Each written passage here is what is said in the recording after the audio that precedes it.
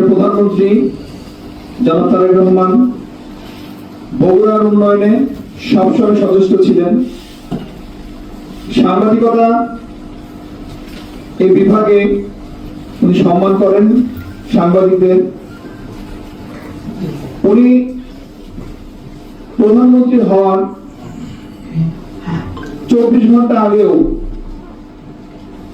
বা ধরতে পারেন আমি দায়িত্ব নেওয়ার আগে দৈনিক দিনকালের আগ পর্যন্তই উনি কিন্তু প্রকাশক সম্পাদক ছিলেন দৈনিক দিনকালের, একটি জাতীয় দৈনিক দিনকাল।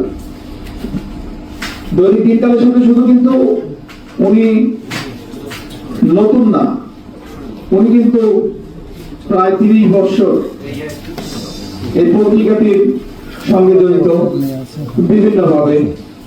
এবং আমি যতদূর জানি 91, 92 বা 93 দিকেও উনি দৈনিক দিনকালকে অনেক সময় দিয়েছেন। ধরা চলে মাননীয় প্রধানমন্ত্রী আমাদের সংবাদপত্রেরই লোক একজন ছিলেন। মাননীয় প্রধানমন্ত্রীকে আমি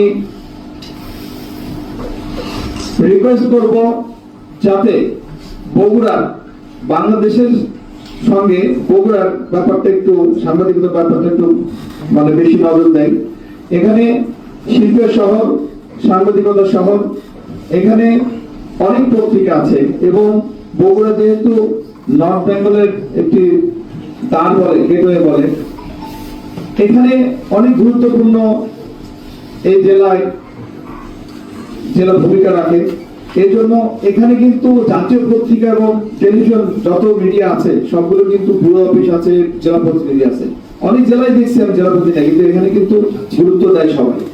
এবং এখানে আমাদের একটা প্রেস ক্লাব আছে, এখানে ঐতিহ্যবাহী পত্রিকাগুলো আছে, সাংবাদিক আছে।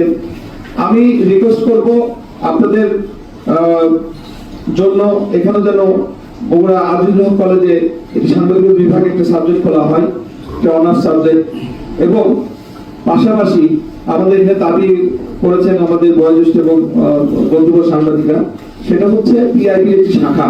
আমি জানি এটা কতদূর কি হবে, তবে পিআইবি যে পরিচালক আছে, মানে জিজি আছে, উনি আমাদের বগুড়া কৃতি সন্তান ফারুক আসিফ, আমি তার সাথে পরামর্শ করব এবং যথাযথ মিডিয়া মানে তথ্য মন্ত্রণালয়ের বিভাগগুলোতে আমি খোঁজ নেব। যদি এটি করা যায় সেটাও আমি মাননীয় প্রধানমন্ত্রীকে জানাবো, যেন এখানে একটি ভালো প্রশিক্ষণ ব্যবস্থা করা হয়, প্রশিক্ষণ প্রতিষ্ঠান করা হয়, যাতে আমাদের সাংবাদিকরা এখান থেকে তাদের ভালো মানের সংবাদ পরিবেশন করতে পারে। আর আপনাদেরকে সবাইকে ধন্যবাদ জানাচ্ছি। আমি আপনাদের এখানে উপস্থিত হতে পারে অনেক আনন্দিত, কারণ এখানে অনেক মুখ দেখলাম, যে মুখগুলো দেখে আমার খুব ভালো লাগলো। আর মনে পড়ে গেছে আমার সেই অতীতের কথাগুলো, সেগুলো আমি স্মৃতিচারণ করেছি। সবাই ভালো থাকবেন। এবং লাস্ট যে কথাটা বলে যাবো, এরকম মহৎ পেশা, এটাকে আপনারা মানে এমন ভাবে করবেন যাতে আপনাদের কারো বদনাম না হয়, আমাদের বগুড়া জেলায়, ঐতিহাসিক জেলার কোনো বদনাম না হয়।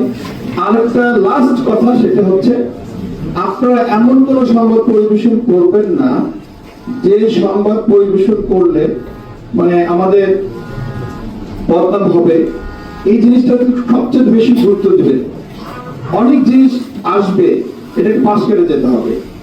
মোহন একটি কথা বলেছে প্রথমে, আমি কথাটা উচ্চারণ করতে চাচ্ছি না, মানে আপনারা যতটুকু সম্মান রাখতে জেলা কাজ করতে হয়, এটুকু মাইনাস করে কাজ করবেন, যাতে আমরা এই জেলাকে অনেক আগে নিতে পারি। আর এখানকার আপনাদের সুনাম যে আছে, সুনামটা যেন মানে ঠিক থাকে।